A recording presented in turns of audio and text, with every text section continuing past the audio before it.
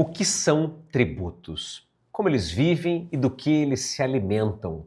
Vamos falar um pouco sobre os tributos na aula de hoje, para que você esteja preparado do básico ao mais avançado para dominar a reforma tributária. Os tributos, eles são valores obrigatórios que as pessoas e as empresas pagam ao governo para financiar serviços públicos e políticas sociais. Além disso, os tributos, eles têm como finalidade, muitas vezes, e você vai ouvir bastante isso, a redistribuição de renda e a redução das desigualdades. Vamos combinar que a gente sabe que no Brasil os tributos acabam não sendo tão bem aplicados assim. Mas é o objetivo dele e é isso que nós, enquanto contribuintes, enquanto sociedade, devemos exigir também dos administradores públicos, daqueles que recolhem o tributo, fazem a sua gestão e a sua redistribuição. Este deveria ser o grande papel do gestor público, mas nós sabemos que muitas vezes isso não acontece e acaba por prejudicar o desenvolvimento econômico e social do nosso país. Então a reforma tributária, ela tem como objetivo também ir nesta direção. Mas antes nós precisamos entender que tributo é gênero e que imposto é espécie. Muitas vezes você vai ouvir advogados dizendo isso. Ah, mas isso não é imposto, isso é tributo. No dia a dia, essa separação não é tão relevante. Mas agora que você está se especializando no tema, você precisa saber diferenciar. Tributos é um gênero e as espécies, nós temos 5 espécies de tributos. Primeiro, são os impostos, as contribuições sociais, as taxas, o empréstimo compulsório e as contribuições de melhoria. Vamos ver, a partir de impostos nós temos, por exemplo, imposto sobre a renda, imposto de importação, de exportação, ITBI, IOF, TCMD, ICMS, PVA, ISS, PTU, ITBI. São muitos os impostos que temos no Brasil. Não são todos eles objeto de reforma tributária. Serão ao longo do tempo e deveríamos simplificar ao máximo, por exemplo, no imposto único, como alguns defendem, como é o caso do professor Marco Sintra, lá da FGV, brilhante em defender o imposto único, mas ainda muito distante da nossa realidade do Brasil. Contribuições sociais, por sua vez, nós temos o PIS, a COFINS, a CSLL, que é a Contribuição Social sobre o Lucro Líquido, temos o INSS, a CPRB, que é a Contribuição Previdenciária sobre Receita Bruta, que você conhece como desoneração da folha de pagamento. Nós ainda temos a CID, que é a Contribuição de Intervenção do Domínio Econômico. As taxas do empréstimo compulsório, as contribuições de melhoria, nesse momento não precisa ser aqui o nosso foco de estudo. Vamos entender melhor as diferenças entre os impostos e as contribuições de melhoria. Os impostos são tributos, agora você já sabe, cuja arrecadação não está vinculada a uma destinação específica. A arrecadação é para financiar atividades gerais do Estado, como saúde, segurança, educação, e a União é que repassa parte dessa arrecadação dos impostos federais para os estados e para os municípios. A gente sabe que esta arrecadação, essa distribuição, ela é chamada muitas vezes de passar o pires. Você já deve ter ouvido essa expressão. Quando os prefeitos, os estados, os governadores, eles precisam ir a Brasília, pedir um pedaço desse dinheiro, levar o pires para trazer de volta um pedacinho dessa arrecadação tributária que ficou lá. Nós vamos ver que nas contribuições sociais isso não acontece, porque os tributos eles são destinados ao financiamento de políticas e programas sociais específicos. A arrecadação e a destinação obrigatória para esses programas sociais. Por isso, o nome, contribuições sociais. Em geral, eles não são compartilhados com os estados e os municípios, exceto no caso da CID, que há ali um pequeno compartilhamento com os municípios. Mas aqui na regra nós vamos ver que a União sempre vai preferir contribuição social porque ela não precisa separar, ela não precisa dividir aqui a pizza. Né? Então a gente já sabe que boa parte dessa pizza, boa parte dessa fatia fica com a União, ela acaba arrecadando muito mais para que ela possa fazer as suas destinações depois. Além disso, você precisa saber que praticamente 1/3 de toda a riqueza gerada no nosso país, 1/3 do PIB, está composto em tributos, em arrecadação tributária no nosso país. É muito dinheiro, nós já vamos ver isso comparado com os Estados Unidos, por exemplo. mas mais crítico do que os 32% está em que 70% destes 32% estão provenientes do setor empresarial. São as empresas as responsáveis por administrar esse tributo, a obrigação acessória, a apuração, a guia de recolhimento, o compliance fiscal e tributário, a resposta para a administração pública e fiscalizações. Tudo isso encarece muito o nosso país. Deixa tudo muito mais difícil de atrair grandes investidores externos, de incentivar o empreendedorismo. É talvez um dos maiores problemas que nós enfrentamos no nosso país. Saiba você que nenhuma reforma tributária está prevendo a redução desses 32%. A arrecadação tributária ela se pretende igualar ao que se tem hoje, porque o Estado é deficitário, gasta muito mais do que ganha. Mas os empresários é que pagam essa conta, não só no tributo, mas também na sua gestão, na sua operacionalização. Não temos segurança jurídica, não temos estabilidade para um desenvolvimento econômico próspero. É por isso que nós precisamos tanto de reformas tributárias, para que elas possam simplificar a gestão, mas não reduzir os tributos ainda. Quando nós comparamos isso com os Estados Unidos, você vai observar que os Estados Unidos só recolhem menos, praticamente aqui é metade do que nós temos no Brasil.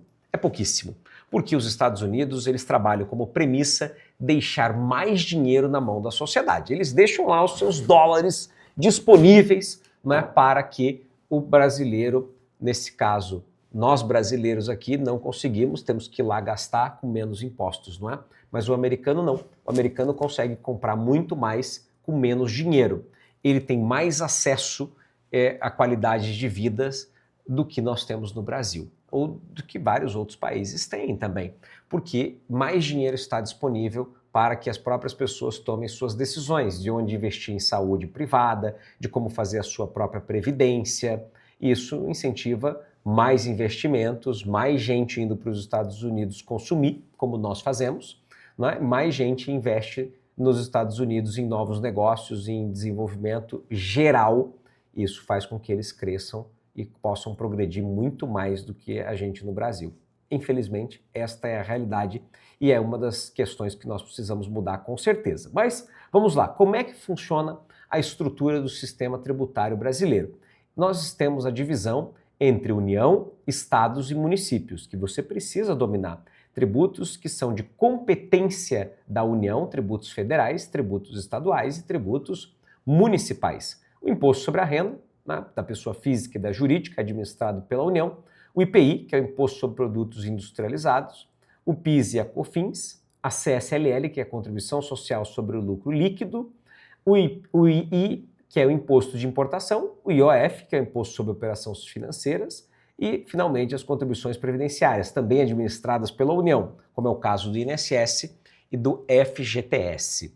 Os estados ficam com o ICMS, que é o Imposto sobre Circulação de Mercadorias e Serviços, o IPVA, que é o Imposto sobre Propriedade de Veículos Automotores, o ITCMD, que é o Imposto sobre Transmissão, Causa-Mortes e Doação, e, por fim, os municípios ficam com o ISS, o Imposto sobre Serviços de Qualquer Natureza, o IPTU, que é o Imposto sobre Propriedade Predial e Territorial Urbana, que você paga aí da sua casa, do seu imóvel. Nós temos, por fim, o ITBI, que é o Imposto sobre Transmissão de Bens Imóveis e Intervivos. Saiba você que a reforma tributária, a emenda constitucional 132, promulgada em 20 de dezembro de 2023, reforma o IPTU e o ITBI de maneira muito tímida, também o ITCMD e o IPVA. O IPVA que passa a incidir sobre embarcações e aeronaves, o que era um absurdo não incidir até aqui. E, por sua vez, o que nós temos de mais disruptado no sistema tributário brasileiro é o ICMS, o ISS, o PIS e a COFINS e o IPI. Esses são os principais tributos da reforma tributária, como nós veremos aqui. Então, nós temos o PIS e a COFINS de competência da União, que agora você já sabe, passam a ser CBS, Contribuição sobre Bens e Serviços, também da União. Nós temos o ICMS de competência dos estados e o ISS de competência dos municípios, passam a ser IBS, Imposto sobre Bens e Serviços de competência compartilhada entre estados e municípios, serão geridos pelo Comitê Gestor do IBS. enquanto a CBS será administrada pela Receita Federal do Brasil, a RFB.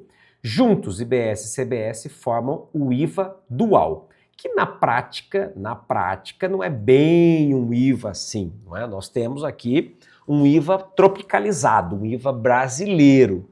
Ele tem diversas particularidades. Tem o objetivo de atender aos melhores interesses, aos melhores formatos da OCDE, determinados pela maior parte dos países que operam o imposto sobre valor agregado, mas ele traz as suas particularidades, a começar pela sua condição dual, a condição entre estados e municípios compartilhando com a União o mesmo tributo. Então eles terão bases iguais, a legislação muito similar, na sua diferenciação estará na alíquota. Isso simplifica bastante o sistema, porque afinal temos uma infinidade de legislações entre PIS e COFINS, diversas interpretações de administrativas, até o CARF, judiciais, até mesmo no STF, e nós temos hoje 27 regulamentos de ICMS, um para cada unidade federativa, e temos um regulamento para cada município, 5.569 legislações de ISS. Um absurdo, não é? Então nós teremos agora uma única legislação de IVA. Isso deve simplificar bastante o nosso sistema tributário brasileiro. É a expectativa, mas só lá em 1º de janeiro de 2033. Até lá temos muito a ser feito. O IPI, por sua vez, o Imposto sobre Produtos Industrializados, passa a ter alíquota zero, com exceções, porque o produto industrializado na Zona Franca de Manaus, alíquota zero. O mesmo produto industrializado fora da Zona Franca de Manaus, alíquota cheia de IPI, alíquota daquele item. Por exemplo, aparelhos de celular, aparelhos de ar-condicionado, são fabricados na Zona Franca de Manaus, então eles terão a incidência de IPI quando fabricados fora de lá. Ah, tem um outro item que não é fabricado na Zona Franca de Manaus, logo ele não terá IPI. O IPI para ele será alíquota zero. E nós também criamos agora, com a reforma tributária, o imposto seletivo. Esse imposto incide sobre tudo aquilo que é prejudicial ao meio ambiente ou à saúde, como é o caso de bebidas alcoólicas, cigarros, fazem mal à saúde, terão incidência do imposto seletivo. Por isso que ele foi chamado de imposto do pecado. Ele é assim chamado também em muitos países lá fora que adotam essa modalidade. Outros países adotam o IVA majorado para simplificar o sistema. Então tem uma alíquota maior do que aquele item que não tem a sua alíquota padrão, a sua alíquota regular. Bom, o que nós precisamos saber é que a nova sistemática começa a operar em 2026. Em 2026 ainda é uma operacionalização muito tímida, é uma operacionalização que muda sistema, que muda processos, que muda cadastros. Você vai precisar sanear o teu cadastro de itens, cadastro de fornecedores, cadastro de clientes, cadastros de regras tributárias. A operacionalização vai se dar item a item, não vai mais poder colocar todos os itens de maneira genérica no seu sistema de gestão, lá no seu RP. Nós vamos precisar fazer isso individualizado, isso vai dar muito trabalho, vai exigir muita preparação, não dá para perder tempo, porque isso já começa em 2026. Em 2027 começa a arder no bolso, termina em 2032, que nós teremos a conclusão do período de transição, para que tenhamos o sistema novo totalmente implementado em 1º de janeiro de 2033. Este é o objetivo da reforma tributária, é isso que está lá na Constituição Federal. Isso não é uma instituição normativa, isso não se compara com o SPED, com o Bloco K, isso não se compara com o E-Social, nada disso. Está na Constituição Federal e já está valendo. Então nós teremos esses prazos guiados pela Constituição.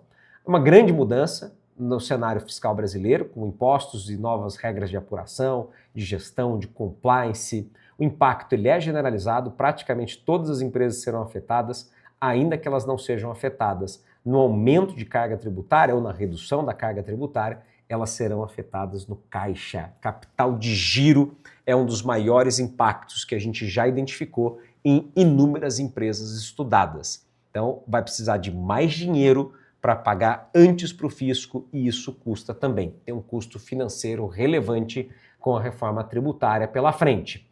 Princípios básicos do direito tributário que você precisa saber. E os princípios que foram adicionados também pela reforma tributária.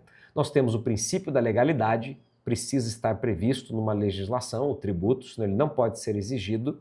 A isonomia, né? Precisamos tratar os iguais de maneira igual e os desiguais de maneira desigual. Isso significa colocar condições tributárias diferentes pelo perfil do contribuinte, como acontece no imposto de renda, por exemplo. A irretroatividade, o tributo não pode retroceder para cobrar, então o fato gerador passado não pode ser afetado por um tributo ou por uma condição tributária nova. A anterioridade, o tributo só pode ser exigido no próximo exercício. Imagina só, você precificou, negociou contratos, você fez uma série de operações agora e o tributo começa a ser exigido agora. Não pode. Então ele precisa respeitar o próximo exercício financeiro ou a regra da nonagesimal. Ele precisa respeitar 90 dias. Muitas vezes os tributos exigem as duas regras, o próximo exercício e os 90 dias. Então, se o tributo ele é alterado, majorado em dezembro, ele só vai poder ser exigido no outro ano, mas não em janeiro. Ele vai precisar respeitar os 3 meses também. O não confisco, né? Nós não podemos caracterizar aqui que nós estamos, né, o governo, o fisco, ele vai tomar o seu bem, então ele não pode confiscar o seu patrimônio através do tributo. E a capacidade contributiva nós precisamos respeitar o limite dessas pessoas, desses contribuintes, a sua capacidade de recolher os tributos. Então esses são os princípios atuais e nós temos 5 novos princípios adicionados ao sistema tributário brasileiro. O da simplicidade, que é um dos mais importantes e o que mais esperado para a reforma tributária. Nós vamos ver nas próximas aulas que não é tão simples assim, mas provavelmente em 2033 será. Então, até lá, temos muito trabalho na convivência com os dois sistemas tributários, mas isso já é uma luz no fim do túnel, uma luz de esperança que nós temos com o sistema tributário brasileiro. A transparência, para que o contribuinte saiba exatamente o quanto ele paga de tributos. Hoje nós não sabemos, é uma verdadeira bagunça. Cada tributo, cada regra, cada local tem a sua determinação com benefícios, incentivos fiscais dos mais diversos, que ninguém sabe exatamente o quanto custa o produto ou o serviço que está sendo adquirido. A justiça tributária pretende-se fazer justiça, né? Por exemplo, com o cashback, devolver o tributo aos mais pobres. Isto está contemplado, por exemplo, neste princípio da cooperação, fazer com que estados, municípios e União trabalhem em conjunto, para que nós tenhamos, por exemplo, no comitê gestor, uma uniformização de entendimento da arrecadação tributária, da fiscalização e das autuações dos contribuintes. Isso aumenta a segurança jurídica, torna o nosso país mais atrativo para os investidores, incentiva o empreendedorismo, faz com que a gente tenha mais confiança no país e não vire esse pandemônio tributário que nós vivemos hoje. Por sua vez, nós ainda temos a defesa do meio ambiente, por exemplo, com a implementação do imposto seletivo para que o meio ambiente seja protegido. Vocês conseguem observar que aqui nós temos as melhores práticas previstas de ESG. Então, um alinhamento do sistema tributário brasileiro às boas práticas internacionais, muitas delas guiadas pela OCDE. É assim que nós vamos viver com o novo sistema tributário brasileiro a partir já de 2026. Na próxima aula, nós vamos explorar mais do direito tributário para que você tenha uma boa base sobre tudo o que é necessário na implementação correta e rápida da reforma tributária no Brasil. Até lá!